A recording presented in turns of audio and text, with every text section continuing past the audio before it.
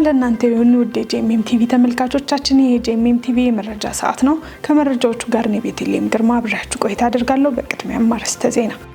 የኢትዮጵያ ወንጌላዊት ቤተክርስቲያን መካነ ኢየሱስ የካምፓስ አገልግሎት መሪዎች አውደ ጥናት ተካሄደ።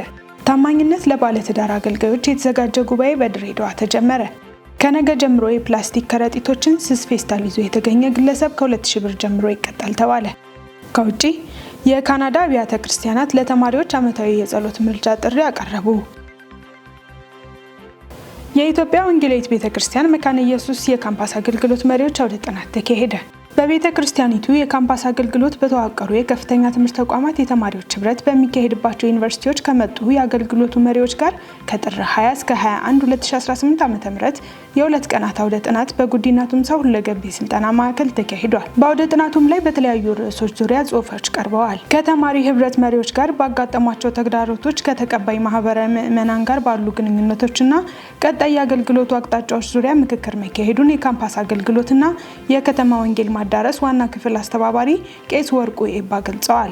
በማጠቃለያውም የቤተ ክርስቲያኒቱ የወንጌል ተልእኮና ቴዎሎጂ መምሪያ ዳይሬክተር የሆኑት ቄስ ጥላዬ ከበደ መልእክት ያስተላለፉ ሲሆን ወጣቶችና ልጆችን አቅፋ የምታገለግል ቤተ ክርስቲያን ውጤታማ መሆን እንደምትችል ገልጸዋል። አክለውም በአውደ ጥናቱ የተካፈሉ የህብረቱ መሪዎች ብዙ ሺህ ወጣቶችን ወክለው በዚህ እንደተገኙ በማስገንዘብ በስልጠናና በውይይት ያዳበሯቸውን ሀሳቦች ተግባራዊ ለማድረግ እንዲተጉ አሳስበዋል። አገልግሎቱ በዋነኛነት የሚመለከተው መምሪያም አስፈላጊ በሆኑ ጉዳዮች ሁሉ ድጋፍ ለማድረግ ዳይሬክተሩ ቃል የገቡ ሲሆን ለተሳታፊ መሪዎች የመጽሐፍ ስጦታ አበርክተዋል። የቤተ ክርስቲያኒቱ ዩኒቨርሲቲ ተማሪዎች በሉትራን አስተምሮ ዙሪያ ያላቸውን ግንዛቤ ለማጎልበት የሚረዱ ስልጠናዎችን በአካልና በርቀት መስጠት የሚያስችሉ ከሉትራን ሀወር ሚኒስትሪ የመጡ አገልጋዮች የግንዛቤ ማስጨበጫ ማብራሪያ ሰጥተዋል። መረጃው የኢትዮጵያ ወንጌላዊት ቤተክርስቲያን መካነ ኢየሱስ ነው። የንጹህ መጠጥ ውሃና ሳኒቴሽን ፕሮጀክት ሁለተኛ ዙር በሆሳና ተጀመረ።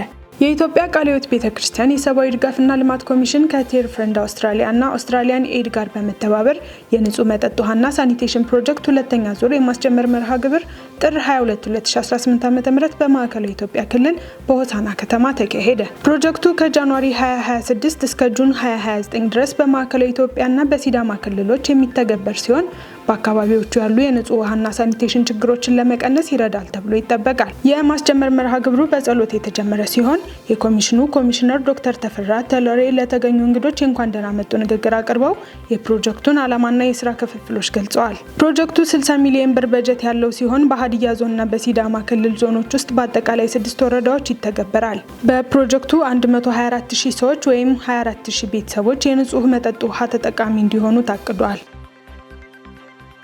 ታማኝነት በሚል ርዕስ ለባለትዳር አገልጋዮች የተዘጋጀ ጉባኤ በድሬዳዋ ተጀመረ።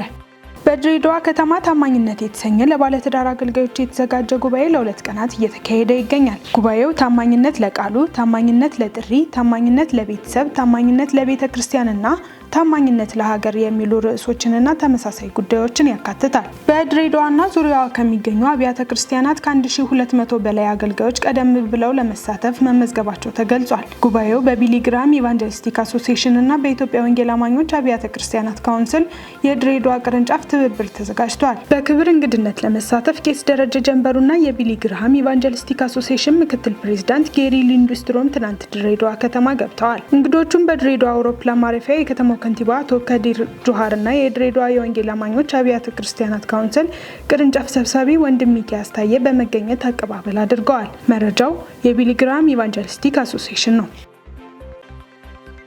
ከነገ ጥር 23 2018 ዓ.ም ጀምሮ የፕላስቲክ ከረጢቶችን ስስ ፌስታል ይዞ የተገኘ ግለሰብ ከ2000 ብር ጀምሮ ይቀጣል ተባለ። የአካባቢ ጥበቃ ባለስልጣን ከጥር 23 ጀምሮ ለአንድ ጊዜ አገልግሎት ብቻ የሚውሉ የፕላስቲክ ከረጢቶችን የሚጠቀሙ የሚያመርቱና ወደ ሀገር ውስጥ የሚያስገቡ አካላትን መቅጣት ሊጀምር መሆኑን አሳውቋል። ለአንድ ጊዜ አገልግሎት ብቻ የሚውሉ የፕላስቲክ ምርቶችን ማምረት፣ ወደ ሀገር ውስጥ ማስገባትና ይዞ መገኘት የሚከለክለው አዋጅ ከሐምሌ 23 ቀን 2017 ዓ.ም ጀምሮ የጸደቀ ቢሆንም ባለስልጣኑ የ6 ወራት የሽግግር ጊዜ ሰጥቶ መቆየቱን ገልጿል። የኢትዮጵያ አካባቢ ጥበቃ ባለስልጣን ኮሚኒኬሽን ኃላፊና ስራ አስፈጻሚ አቶ አቶ ተሾመ አቡኔ እንደገለጹት እገዳው ሁሉንም አይነት ፌስታሎች ጥቁር፣ ነጭ፣ ትናንሽና ትላልቅ እንደሚያጠቃልልና በእጁ ፌስታል ይዞ የተገኘ ከነገ ጀምሮ እንደሚቀጣ ተናግረዋል። በመሆኑም የህግ አስከባሪዎች አስፈላጊውን ስልጠና ወስደው በየአካባቢው ለክትትል ዝግጁ የሆኑ ሲሆን ቅጣቱ ይጀምራል ተብሏል። ህጉን ተላልፎ በሚገኝ ማንኛውም አካል ላይ በእጅ ይዞ ለተገኘ ግለሰብ ከ2000 እስከ 5000 ብር ቅጣት፣ ለአምራቾች አከማቾችና ከፋፋዮች ከ50,000 እስከ 200,000 ብር ቅጣትና እስከ 5 ዓመት የሚደርስ ጽኑ እስራት እንደሚያስቀጣ አቶ ተሾመ አቡኔ ጨምሮ ተናግረዋል። መረጃውን ከዳጉ ጆርናል አገኘ ነው። ውድ ተመልካቾች አሁን ደግሞ ከውጭ ወዳገኘናቸው መረጃዎች አለፍኩኝ። የካናዳ አብያተ ክርስቲያናት ለተማሪዎች ዓመታዊ የጸሎት ምልጃ ጥሪ አቀረቡ።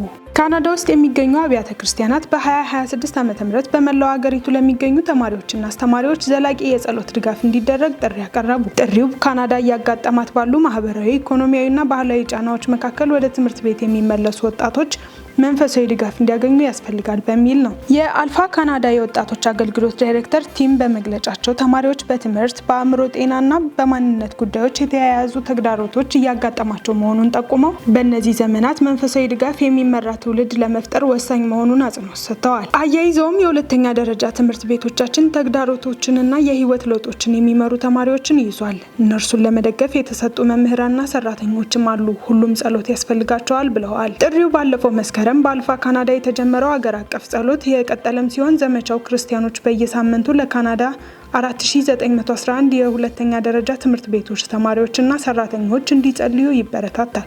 አብያተ ክርስቲያናት ቢያንስ 2 ትምህርት ቤቶችን በይነመረብ የጸሎት ካርታ ላይ በመምረጥ በመላው ሀገሪቱ በአንድነት እንዲጸልዩ ተጠይቀዋል። የአልፋ ካናዳ ብሔራዊ ዳይሬክተር ሻይላ ቪሴር በመግለጫቸው ይህ የወጣቶች ትውልድ አስደናቂ ነው፣ እኛም ቤተክርስቲያን እነሱን ለመደገፍና በጸሎት ለመሸፈን ተጠርተናል ብለዋል። ዘገባው የክርስቲያን ዴይሊ ነው።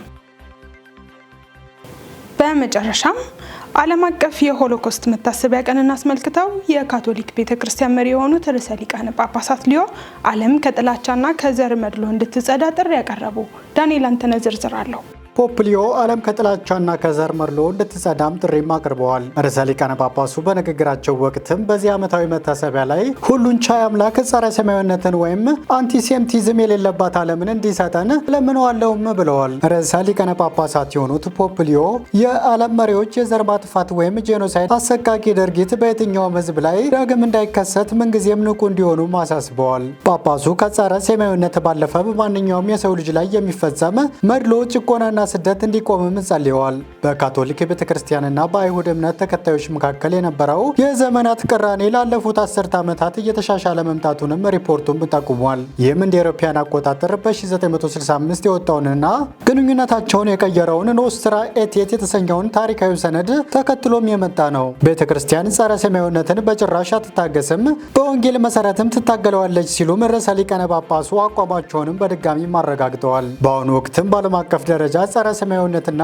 የጥላቻ ንግግሮች እየጨመሩ መምጣታቸውን ለቫቲካን ትልቅ ስጋትም ሆኗል። ፖፕ ሊዮ ባለፈው ግንቦት ወር የ1.4 ቢሊዮን ተከታዮች ያሏት የካቶሊክ ቤተክርስቲያን መሪ ከሆኑ ጀምሮም ይህንን የጥላቻ ድርጊት ደጋግመው ሲያወግዙም መቆየታቸውም ይታወሳል።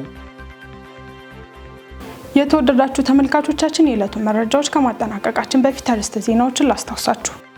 የኢትዮጵያ ወንጌላዊት ቤተክርስቲያን መካነ ኢየሱስ የካምፓስ አገልግሎት መሪዎች አውደ ጥናት ተካሄደ። ታማኝነት ለባለትዳር አገልጋዮች የተዘጋጀ ጉባኤ በድሬዳዋ ተጀመረ። ከነገ ጀምሮ የፕላስቲክ ከረጢቶችን ስስ ፌስታል ይዞ የተገኘ ግለሰብ ከ2000 ብር ጀምሮ ይቀጣል ተባለ። ከውጪ የካናዳ አብያተ ክርስቲያናት ለተማሪዎች ዓመታዊ የጸሎት ምልጃ ጥሪ አቀረቡ። ውድ ተመልካቾቻችን ለዕለቱ ያዝናቸው መረጃዎች እነዚህን ይመስሉ ነበር። ከመረጃዎቹ ጋር ነው ቤተልሔም ግርማ አብራችሁ ቆይታ አደረኩ። ያዘጋጁላችሁ ዳንኤል አንተነህና ነጻነት ዋቁማ በጋራ በመሆን ነበር። ከቀሪ የጄኤምኤም ዝግጅቶች ጋር መልካም ጊዜን ተመኘው። ሰላም።